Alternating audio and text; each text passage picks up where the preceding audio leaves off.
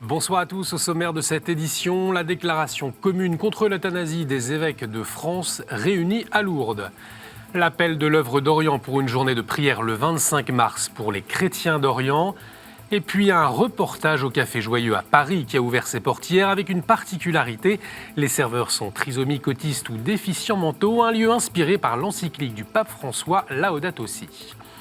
Aujourd'hui, certains syndicats ont appelé à une forte mobilisation des fonctionnaires et des cheminots pour s'opposer aux réformes d'un gouvernement déterminé. Alors pourquoi le dialogue est-il si compliqué entre le gouvernement et les syndicats? Que nous dit cette grève? On en parle avec Alain Baron, directeur de la rédaction de Radio Notre-Dame. Bonsoir Alain Baron. Bonsoir. Et avec Benoît Fidelin, directeur de la rédaction de Pèlerin. Bonsoir Benoît Fidelin. Bonsoir. À tout à l'heure. Et on commence avec la déclaration des 188 évêques publiée aujourd'hui sur la fin de vie. Il est rare que tous les évêques de France signent un appel ensemble. Tuer et même en prétendant invoquer la compassion n'est en aucun cas un soin, réaffirme-t-il alors que l'on se souvient de la tribune récemment publiée par 156 députés en faveur de l'euthanasie. Les évêques appellent à un sursaut de conscience.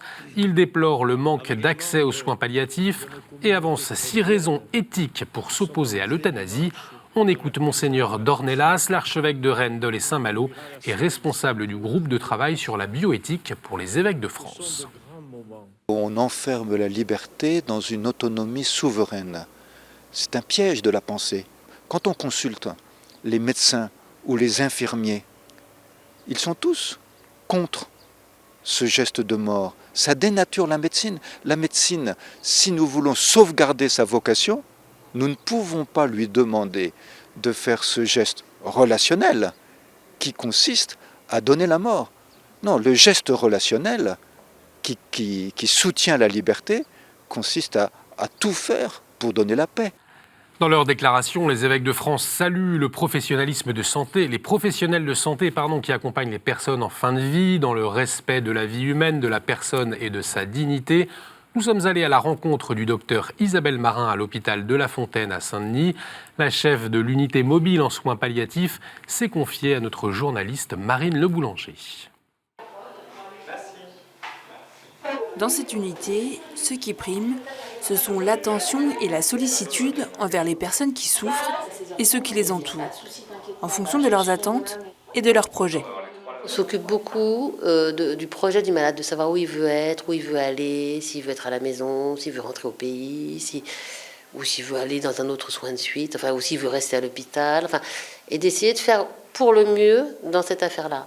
Les malades, d'abord, ils ont envie de vivre, ils ont envie de guérir. Certains acceptent de se dire qu'ils ne vont pas guérir, mais ils veulent vivre le plus longtemps possible, oui, bien sûr. Et puis, je ne connais pas un seul malade qui se dise en soins palliatifs. Les malades, ils sont vivants d'abord. Dans cette prise en charge globale du patient, de plus en plus de soins de confort ont été intégrés, comme la sophrologie, l'ostéopathie, des soins dits peu glorieux, mais qui pourtant changent le quotidien du patient. Là, on a vu des patients qui avaient des bouches très sèches, par exemple. C'est très inconfortable, des choses comme ça. Donc ça, on peut remédier. C'est des choses qui passent souvent à la trappe dans les services traditionnels, parce que la bouche, c'est pas un organe vital, quoi. Il y a des choses qui sont très importantes pour le malade, et puis il y a des choses qui sont très importantes pour le médecin, et puis c'est pas les mêmes. Pour elle, c'est changer la représentation de la maladie et de la médecine qui pourrait améliorer les choses. Le traitement du cancer, c'est pas vrai que ça guérit le cancer. C'est pas vrai que la médecine occidentale guérit tout le monde. Oui, tout le monde va mourir, et puis c'est pas si grave. Et même dans une vie, on peut pas ne pas vivre sans souffrance. Et c'est peut-être ce qui est important, c'est de savoir comment on accompagne, on diminue, et on est tous solidaires les uns des autres pour diminuer la souffrance, et pas de se dire qu'un jour on pourrait supprimer la souffrance, parce que ça, on n'y arrivera jamais.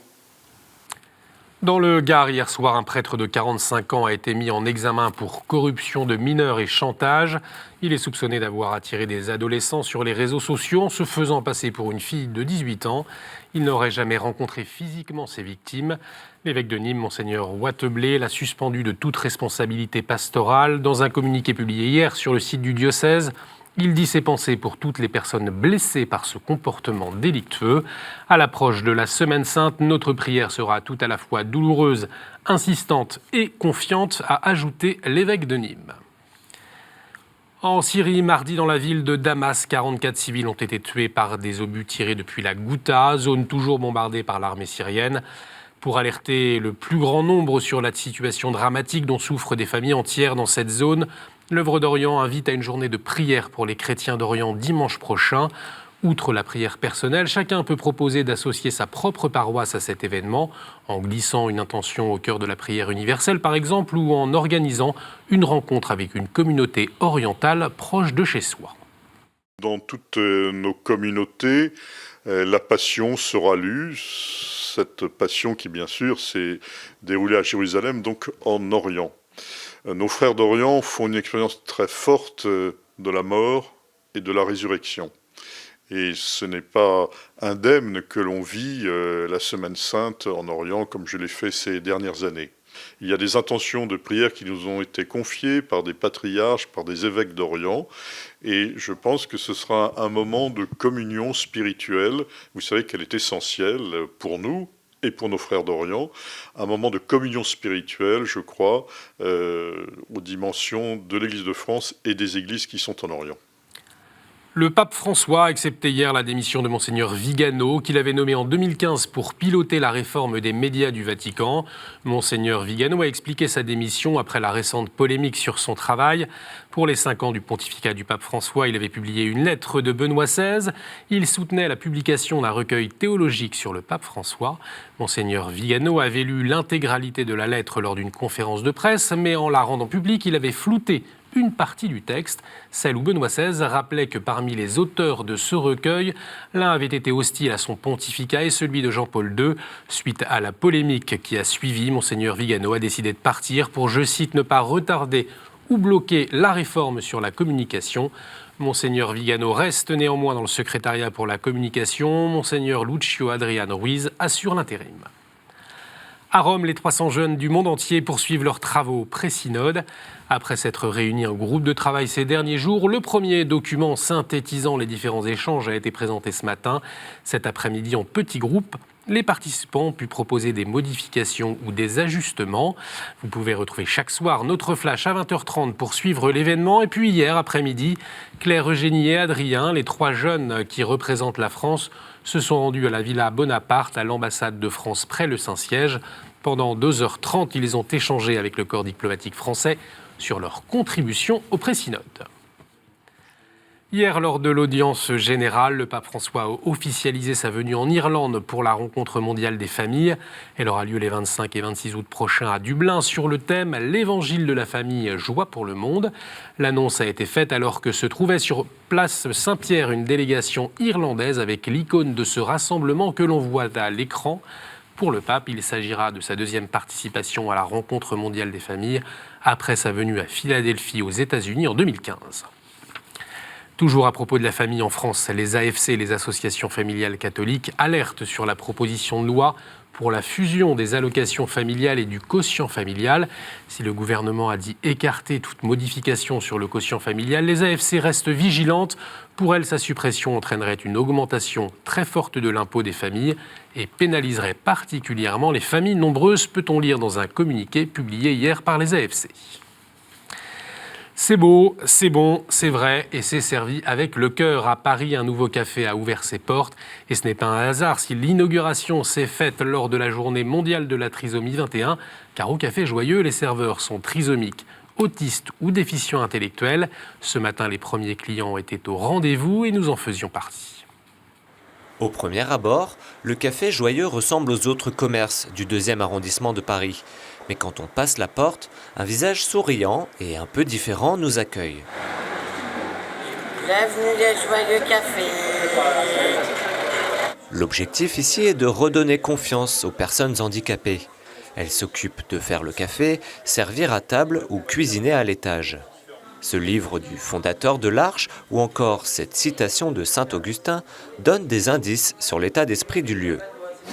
On aime beaucoup le message du pape François, notamment dans sa dernière encyclique sur Laudato Si, sur l'écologie. Et je pense que l'écologie passe d'abord par une écologie humaine. Et oui, on est très sensible au fait que vouloir protéger notre planète, ça commence d'abord par vouloir protéger les hommes qui habitent dans notre planète, à commencer par les plus petits. Le Café Joyeux a ouvert ses portes le 21 mars, journée mondiale de la trisomie 21.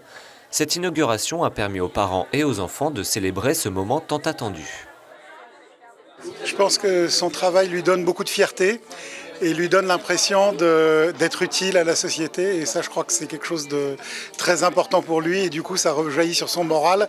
Et c'est aussi quelque chose de très important pour nous. C'est extraordinaire.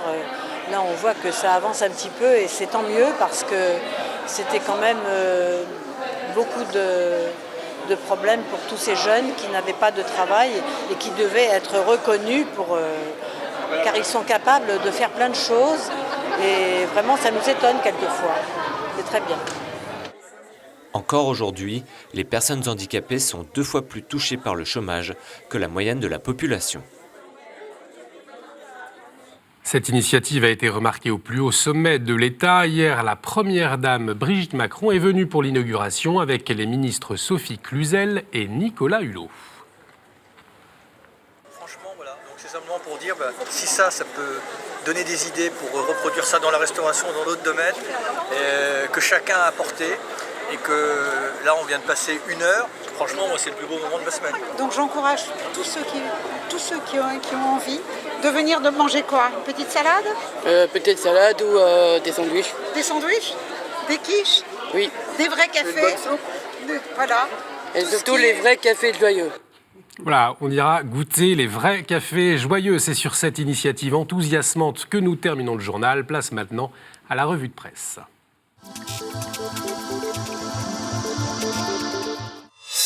Cette année, c'est la romancière à succès Amélie Nothomb qui a écrit Le chemin de croix de Pèlerin, Benoît Fidelin. Oui, tout à fait. Chaque année, Pèlerin conçoit son chemin de croix avec une grande signature et puis des photos tout à fait originales. Donc cette année, c'est Amélie Nothomb, une romancière très très populaire qui, avec un texte d'une grande simplicité mais beaucoup d'émotion, nous a donné la manière dont elle voyait le chemin de croix et puis des photos magnifiques du chemin de croix de la colline de Lourdes qui est éclairée de manière absolument extraordinaire. Vous allez découvrir ça dans Pèlerin cette semaine comme un bon support pour se préparer à la Semaine Sainte et puis pour revisiter un chemin de croix de manière très très moderne mais toujours avec beaucoup d'émotion. Merci Benoît Fidelin, effectivement des très très très belles photos, je confirme. Famille chrétienne vous emmène à Manille avec un reportage sur les enfants des rues abandonnés, confrontés à la drogue et la prostitution. La fondation ANAC TNK leur vient en aide depuis plus de 20 ans. Retrouvez aussi un entretien avec l'archevêque de Manille, Monseigneur Taglé. L'hebdomadaire La Vie s'intéresse à la question de l'héritage. La bataille qui divise la famille de Johnny Hallyday interroge notre modèle juridique. Il privilégie le droit de sang et relance le débat sur la juste répartition des richesses. France catholique s'intéresse à la figure de Ponce Pilate avec une interview de Dominique Decherf, auteur du livre « Ponce Pilate, mon frère ». Il rappelle que n'importe quel fonctionnaire d'autorité aujourd'hui peut se trouver dans une situation similaire à celle de Ponce Pilate. 50 ans après mai 68, que peut-on retenir de cet événement déclenché le 22 mars? L'hebdomadaire protestant Réforme donne la parole à des étudiants protestants et des militants de l'époque. Si nous pouvons porter un jugement sur ce que nous faisions en 68, nous pouvons aussi nous demander ce que nous dirions à l'homme ou à la femme que nous sommes devenus aujourd'hui, écrit Antoine Nuis dans son éditorial. Voilà pour la revue de presse. Tout de suite, c'est notre dossier.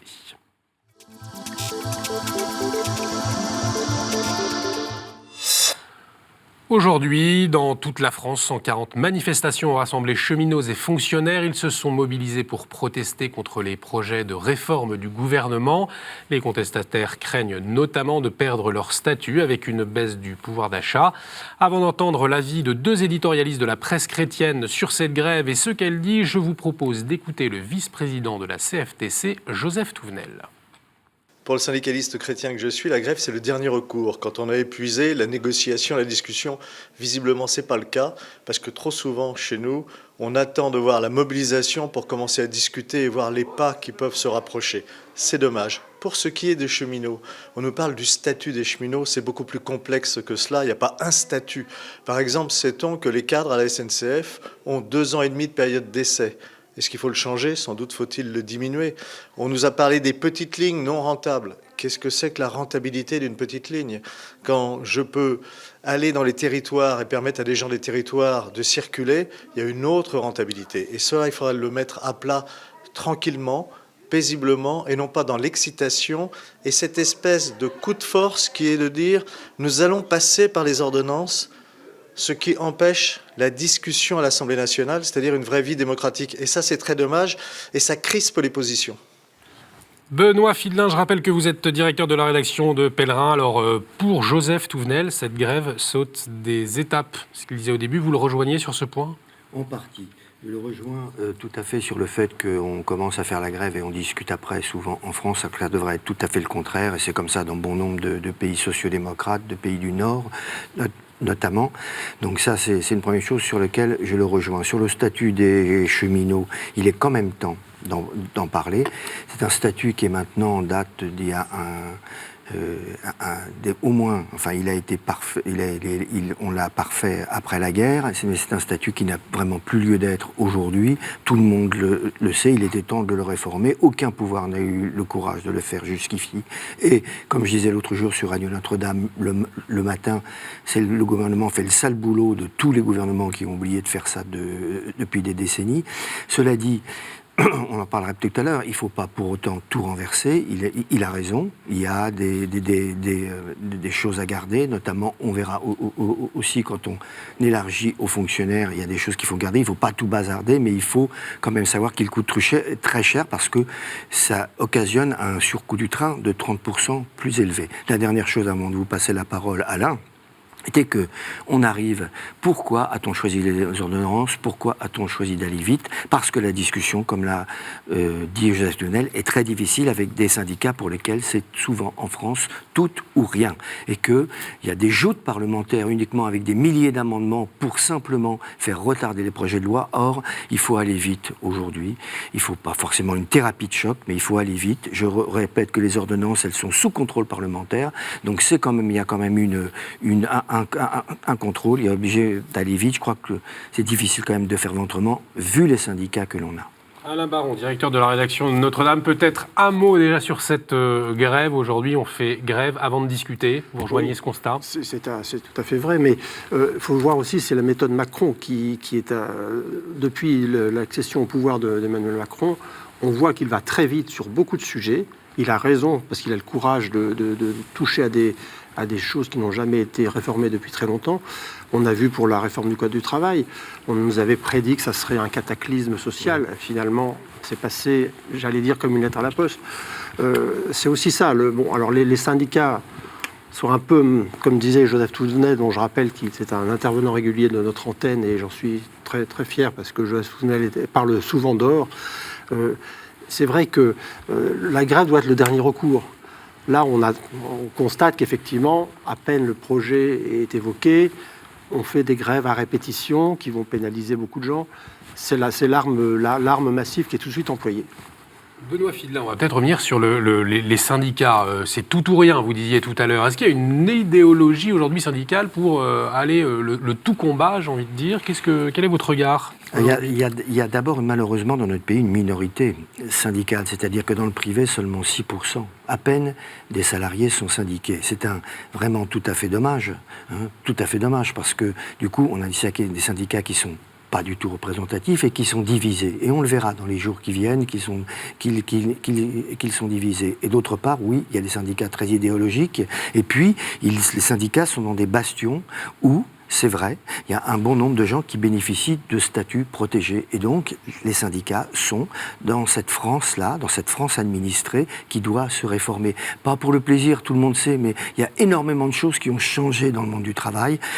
On ne vit plus comme dans les années 50, où la France était un peu un pays en pleine croissance. On n'est pas une île dans l'océan de la mondialisation.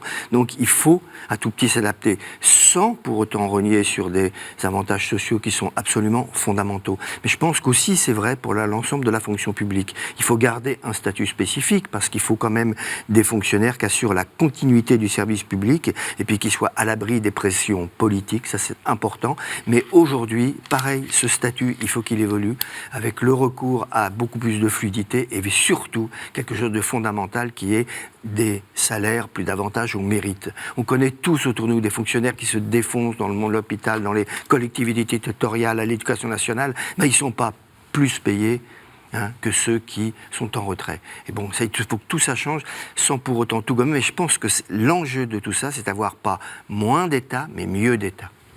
Alain Baron. Oui, alors il ne faut pas jeter l'opprobre sur les fonctionnaires, bien sûr. Ce ne sont pas des nantis, comme certains ont pu l'écrire, ou des privilégiés. Mais il y a quand même une chose dans leur statut qui n'a pas de prix, c'est la garantie de l'emploi. Et ça, c'est vrai que c'est très important. Pour les salariés du privé qui connaissent la précarité, souvent, c'est quelque chose qui... Et les gens de la fonction publique, les fonctionnaires qui sont très bons en général, alors il y a peut-être quelques moutons noirs, évidemment, il y en a partout, dans le privé aussi, mais ces gens-là doivent comprendre qu'il y a un sentiment d'injustice pour beaucoup de salariés du privé, ou des petits entrepreneurs, des indépendants, etc. Ça, cette garantie de l'emploi à vie, c'était historique, mais c'est vrai que ça n'a pas de prix. Enfin, c'est pas facile à vivre pour ceux qui ne l'ont pas. Tout à fait. Et puis pour compléter ce que dit Alain, il y a bon nombre de fonctionnaires, de nouveaux entrants aujourd'hui jeunes dans la fonction publique qui ne sont pas demandeurs de cela, qui veulent des carrières qui puissent recommencer, favoriser des passerelles avec le privé, enrichir tout cela. Et puis qu'est-ce que ça demande l'emploi à vie? Ça demande un management au niveau des ressources humaines qui soit fabuleusement enrichissant et puis surtout qui permette l'épanouissement continuel des gens. Or, la fonction publique, l'État peine avec un management très très faible, avec un management pauvre des ressources humaines. Alors qu'on devrait, quand on a l'emploi à vie, plutôt que s'y endormir, on devrait être managé pour toujours aller plus loin. Donc c'est aussi ça. Et puis d'autre part, il y a la fluidité. Il y a des secteurs des services de l'État, des collectivités territoriales, dans les 3 fonctions publiques, où il y a un monde fou en trop. Et il y a des secteurs où il y a du monde en moins, comme dans les hôpitaux, comme dans les prisons, comme dans l'éducation. Et bien, qu'il faut créer, c'est de la fluidité, de la souplesse dans tout cela. Et je crois que c'est aussi un des grands enjeux de la réforme. Toujours pas moins d'État, mais mieux d'État. Alain Baron, on entendait Joseph Touvenel tout à l'heure s'interroger finalement sur la rapidité du gouvernement d'enclencher les réformes. Benoît Fidelin en parlait, vous. Comment est-ce que vous voyez cette rapidité nécessaire aujourd'hui ? De toute façon, c'est le style Macron. C'est le style Macron qui est suivi évidemment par tout son gouvernement. Il veut aller vite. Il sait que si on veut réformer en profondeur un pays, il faut aller vite, il faut faire ça dans la première partie du quinquennat. Parce que sinon, après, ça va s'étioler. Et dans la deuxième partie du quinquennat, on va recommencer à penser à la prochaine élection. Et là, ça sera beaucoup plus difficile de réformer. Donc je crois qu'il faut s'y faire à cette méthode Macron. On peut la déplorer. Le retour aux ordonnances, ça fait tousser quelques personnes, bien sûr. C'est pas... Mais enfin, ça existe, c'est dans la Constitution. C'est pas... Monsieur Macron ne viole pas la Constitution. Ça existe. Il y a tellement de temps qu'on attend qu'il faut le faire vite. Oui. C'est vrai. Et d'autre part, comme dit Alain, ce qui plaide pour ce que vous venez de dire, c'est quand même, il y a des gouvernements qui ont pris le temps de discuter. En fait, tout ça, finalement, ça s'est enlisé. Et il y a des centaines de rapports qui ont été remisés. Là, il faut agir. Alors, pas dans la précipitation, dans l'écoute, mais il y a quand même la nécessité d'une action forte, quoi. On n'arrive plus à discuter aujourd'hui en France. Pourquoi ? Moi, je pense qu'on arrive à discuter. On arrive à discuter dans plein d'endroits. Regardez dans nombre de petites, de moyennes entreprises, il y a énormément de discussions. Moi, dans la grande entreprise de presse où je travaille, il y a des discussions. Non, je crois qu'on arrive à discuter. C'est plus difficile dans la fonction publique. Entre les fonctionnaires, peut-être, et le gouvernement. C'est plus difficile dans certains secteurs qui sont des secteurs hyper syndiqués, qui sont aussi dans des secteurs où il n'y a pas toujours eu la pédagogie de la réforme. Parce que c'est ça qui est aussi très important. Faire une réforme sans montrer quel cap on lui donne, discuter en ayant vraiment, faire œuvre de pédagogie, de décryptage de la réforme et de montrer en quoi c'est pour le bien commun. Ça, c'est fondamental et ça n'a pas toujours été fait par tous les gouvernements. Et c'est ça qui empêche que ce soit vraiment accepté par tous, enfin, par une partie, notamment des fonctionnaires. Je ne sais pas si Alain est d'accord. Alain Baron, pour conclure. Mais reprenons l'exemple de la réforme du Code du travail qui a eu lieu l'été dernier, finalement, très vite après l'élection d'Emmanuel Macron. C'est vrai qu'il avait dit qu'il irait vite, mais il y a eu énormément de négociations pendant l'été. Les syndicalistes des grandes centrales ont pris peu de vacances. Certains s'en plaignaient un peu, et tout leur staff était là pour négocier. Ils ont beaucoup négocié. Et finalement, on a vu qu'il y avait une résistance syndicale assez faible, et cette réforme est passée. Et je pense pas que ce soit... je pense que c'était plutôt une bonne chose. Ça allait dans le bon sens.